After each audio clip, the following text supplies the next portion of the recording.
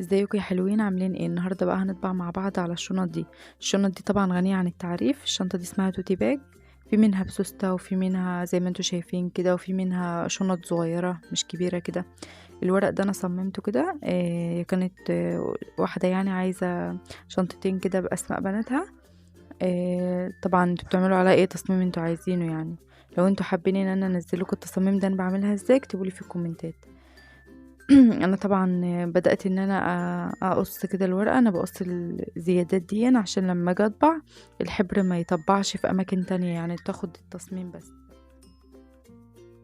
هبدأ بقى ان انا اقص برضو الاسم كده. الباندا دي هي قالت لي بصراحة اعملها على ذوقك يعني، فانا عملت واحدة باندا وعملت واحدة ستيتش.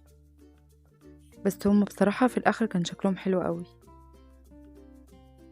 بلزق كده الورقة فوق، اللي هو تصميم الباندا ده حطيته فوق والاسم تحت. اللزق اللي انا بلزق بيه ده لزق حراري، مخصص يعني للطباعة بالمكبس الحراري وكده.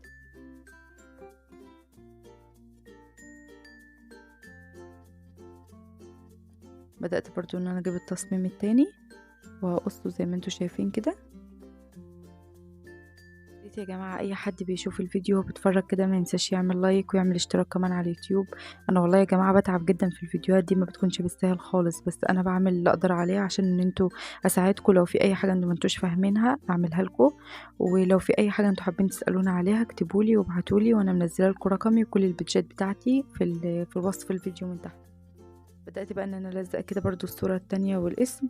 بصوا انا بصراحة ما جبتش وانا بطبع على المكبس الحراري لان كان الوقت ضيق معايا، وقلت بصوره لكم في فيديو تاني. يعني لو انتوا حابين اكتبوا لي وانا هنزل لكم طريقة التصميم والطباعة ودرجات الحرارة وكل حاجة. ده كده شكلها بعد ما اتطبعت. بصراحة يعني تحفة، والطباعة عليها زهرة وجميلة جدا جدا.